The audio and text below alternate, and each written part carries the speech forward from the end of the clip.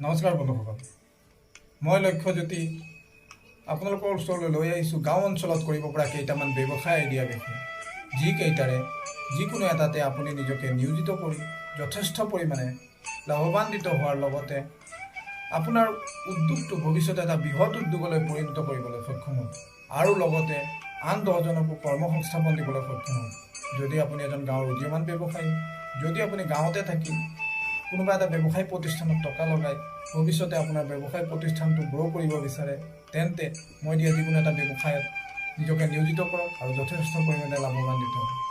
এতিয়া ক'বলৈ ওলাইছোঁ গাঁৱত কৰিব পৰা প্ৰথমটো ব্যৱসায়ৰ বিষয়ে। গাঁৱত কৰিব পৰা প্ৰথমটো ব্যৱসায় হৈছে পল্ট্ৰি ফাৰ্মৰ ব্যৱসায়।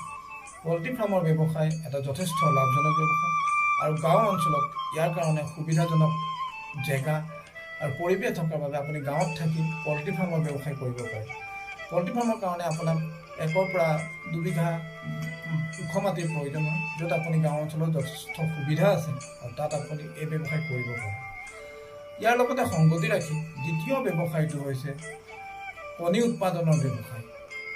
অসমত বা নৰ্থ ইষ্টত পল্ট্ৰি মুৰ্গীৰ লগতে কণীৰ এখন ডাঙৰ বজাৰ আছে, যাৰ চাহিদা পূৰণ কৰিবলৈ বহিৰাজ্যৰ পৰা ট্ৰাক ভৰাই কণী বা মাংস অসমলৈ ছাপ্লাই হয় বা নৰ্থ ইষ্টলৈ ছাপ্লাই হয়।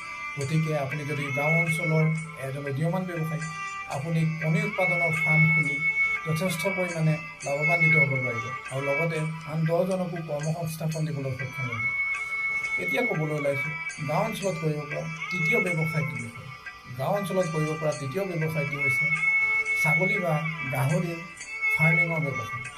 আপোনাৰ যদি গাঁও অঞ্চলত 1 বিঘাৰ পৰা 2 বিঘা বা 3 বিঘা মাটি আছে, আপুনি এই ব্যৱসায়টো গাঁও অঞ্চলত আৰম্ভ কৰিব পাৰে।